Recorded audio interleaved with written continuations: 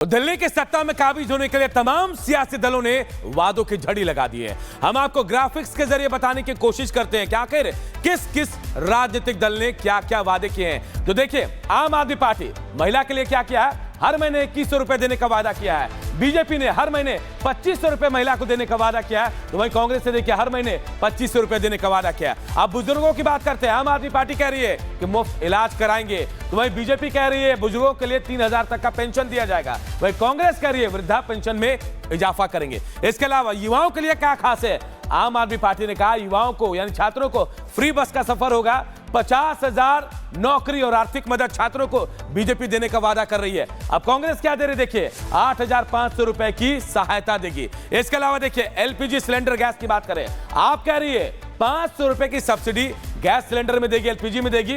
BJP भी कह रही है कि 500 रुपए की सब्सिडी दी जाएगी। वहीं कांग्रेस ने भी यही वादा किया है कि 500 रुपए की सब्सिडी एलपीजी में मिलेगी। अब बिजली को लेकर खास क्या है, आम आदमी पार्टी कह रही है 200 यूनिट फ्री बिजली देंगे, फ्री बिजली रहेगी जारी। बीजेपी भी यही कह रही है। वही कांग्रेस कह रही है कि 300 यूनिट फ्री देंगे, यानी आम आदमी पार्टी से 100 यूनिट ज्यादा। अब देखिए ऑटो चालक, यहां ऑटो चालक के लिए क्या है, आम आदमी पार्टी कह रही है कि 10 लाख का बीमा उनके लिए होगा, जबकि बीजेपी भी कह रही है कि 10 लाख का बीमा देंगे। कांग्रेस कोई वादा नहीं कर रही है, यानी वादों की लड़ी लगी हुई है। और इन्हीं वादों के दम पे तमाम सियासी दल जो है वो ये कह रहे हैं कि वो दिल्ली का चुनावी रण जीतने वाले हैं। और चलिए अब बात करते हैं दिल्ली के चुनावी जंग की। तो दिल्ली के चुनावी जंग में जैसे जैसी तारीख नजदीक आ रही है वोटिंग की, सियासी पारा हाई होता जा रहा है, जुबानी जंग तेज हो रही है, आरोप प्रत्यारोप भी लगते जा रहे हैं। अमित शाह ने जब दिल्ली के प्रचार की कमान थामी तो एक के बाद एक केजरीवाल एंड पार्टी पर जमकर हमला बोला। तो जवाब देने के लिए केजरीवाल भी सामने आए, लेकिन उनके सामने आते ही वही रटा रटाया शब्द सामने आ गया। क्या आरोप थे, क्या जवाब मिला, इस रिपोर्ट से जानते हैं।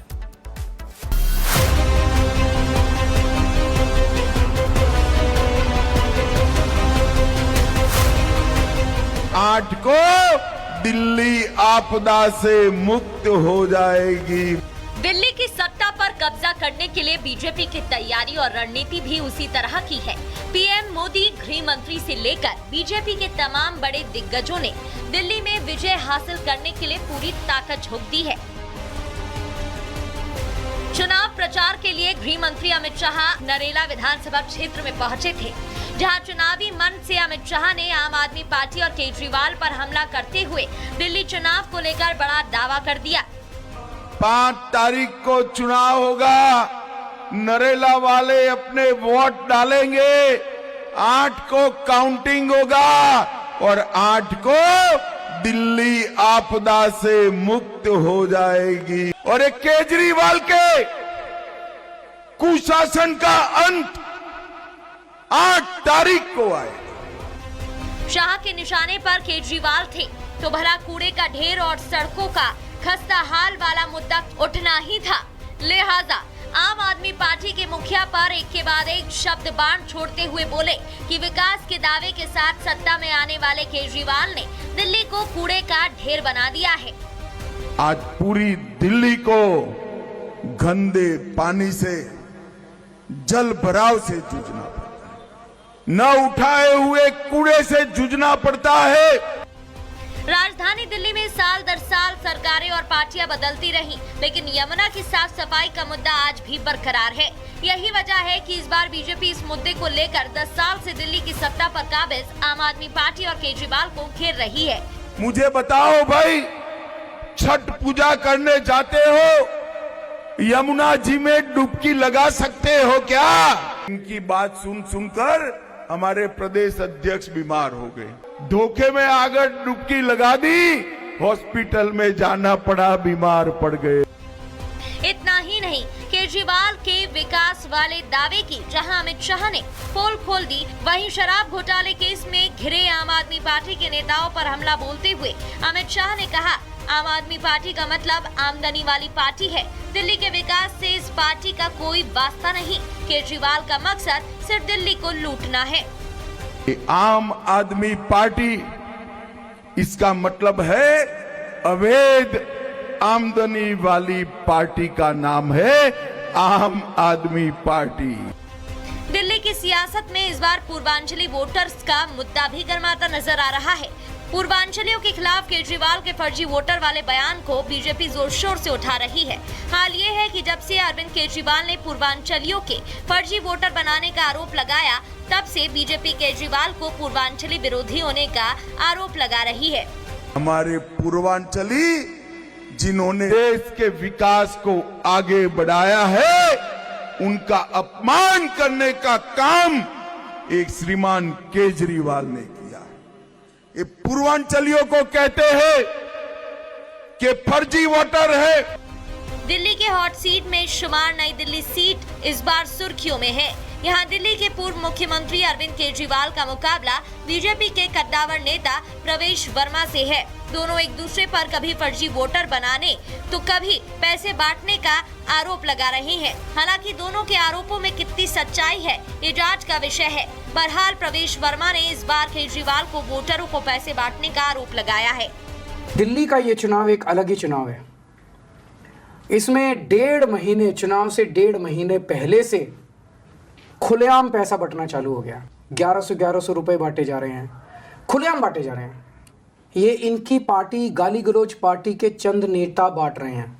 ये लोग आपका वोट खरीदेंगे, बेचना मत। वो दिल्ली के लोगों का, नई दिल्ली विधानसभा, यहाँ के लोगों का, गरीब लोगों का, झुग्गी बस्ती में रहने वाले लोगों का 500 रुपए में वोट खरीद रहे हैं। उत्तराखंड में जो हमारे नगर निगम के चुनाव हुए हैं, उसमें से 11 में से 10 नगर निगम में भारतीय जनता पार्टी ने शानदार सफलता हासिल की है। और मित्रों, आप सभी जानते हैं कि सर्दी के मौसम में जो पहाड़ों से हवाएं चलती हैं, उसका दिल्ली पे प्रभाव जरूर पड़ता है।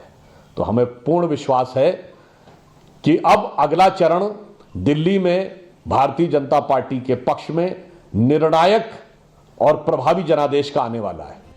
दिल्ली विधानसभा चुनाव के लिए मतदान में महज 15 दिन बचे हैं। ऐसे में दावों और वादों के साथ सभी सियासी पार्टियां जनता जीत का दावा कर रही हैं, लेकिन सत्ता उसे ही मिलेगी जो जनता के भरोसे पर खड़ा उतरेगा। अब देखना दिलचस्प होगा कि आम आदमी पार्टी अपना किला बचा पाती है या बीजेपी सालों पुराना सूखा खत्म कर दिल्ली की सत्ता अपने नाम कर लेती है। Bureau report, Republic Bharat. इधर अभिनेता सैफ अली खान पर हमले की गुत्थी उलझती जा रही है। हालांकि पुलिस ने एक आरोपी को गिरफ्तार किया, लेकिन आरोपी के पिता और वकील ने जो दावा किया उसके बाद सवाल खड़े हो रहे हैं। सवाल ये कि आखिर आरोपी शहजाद नहीं तो कौन है? इधर हमारे सहयोगी ने, हमारे संवाददाता ने सैफ अली खान के बंगले पर तैनात सिक्योरिटी गार्ड से जब सवाल जवाब किए तो उसने चुप्पी साध दी। रिपोर्ट देखिए।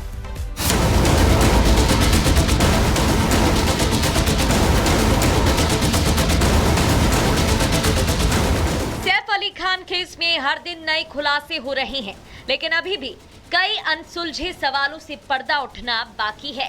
पुलिस और क्राइम ब्रांच ने बॉलीवुड एक्टर सैफ अली खान के हमलावर को तो पकड़ लिया, लेकिन उस पर भी सवाल खड़े हो रहे हैं। पहले सीसीटीवी फुटेज को लेकर कहा गया कि तस्वीरों में दिख रही शख्स की शक्ल पकड़े गए आरोपी से मैच नहीं हो रही। फिर फिंगरप्रिंट मैच न होने पर विवाद हुआ। साथ ही सैफ अली खान की स्टेटमेंट के बाद भी उस रात आखिर क्या हुआ ये साफ नहीं हुआ। तो 6 घंटे की सर्जरी के बाद भी उनका इतनी जल्दी ठीक हो जाना लोगों को पच नहीं रहा है। इन तस्वीरों को ध्यान से देखिए।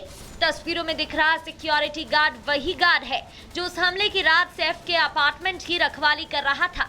रिपब्लिक भारत की टीम ने इस गार्ड से एक्सक्लूसिव बातचीत कर कई सवाल पूछे। सैफ के घर के सिक्योरिटी गार्ड हैं। जिस वक्त दुर्घटना हुई आप क्या कर रहे थे? नहीं, मैं नहीं। आप सैफ के घर के सिक्योरिटी गार्ड हैं। रात में आप क्या कर रहे थे जिस वक्त दुर्घटना हुई? अरे मैं नहीं उतरा, क्या? जिस वक्त दुर्घटना घटी है आप क्या कर रहे थे? क्यों सो रहे थे आप उस वक्त जिस वक्त दुर्घटना घटी? मैं नहीं। क्या आपको पता है वो जो अटैकर सैफ के घर में घुसा था, क्या आप उसको जानते हैं? अरे नहीं सर, मैं नहीं। जो अटैकर सैफ के घर में घुसा था, क्या आप उसको जानते हैं? नहीं जानता था, सॉरी। सिंपल सा सीधा सा सवाल है। उस वक्त आप क्या सो रहे थे? क्या पूरी सिक्योरिटी कहाँ थी? कितने बजे वो आई? आपने पुलिस को कॉल क्यों नहीं किया? क्या आपने पुलिस को कॉल किया? पुलिस को आपने कॉल क्यों नहीं किया? एम्बुलेंस को कॉल क्यों नहीं किया? इतना बड़ा हादसा होता है घर के अंदर, फिर सैफ के अंदर घर के अंदर दाखिल हो रहे हैं। उस वक्त आप क्या कर रहे थे? सिंपल सा सीधा सा सवाल है। सिक्योरिटी गार्ड आपसे मैं सीधा सवाल कर रहा हूँ, उस वक्त आप क्या कर रहे थे? देखा आपने वारदात के समय सैफ के बंगले पर तैनात सिक्योरिटी गार्ड से जब हमारे संवाददाता ने सवाल किया तो सिक्योरिटी गार्ड ने चुप्पी साध ली थी। इतना ही नहीं, जब हमारी टीम ने सैफ करीना से सवाल किया तो उन्होंने जवाब देना जरूरी नहीं समझा। उनके साथ चलने वाले सिक्योरिटी गार्ड से भी हमने सवाल पूछा तो वो भी जवाब देने से बचते दिखाई दिए।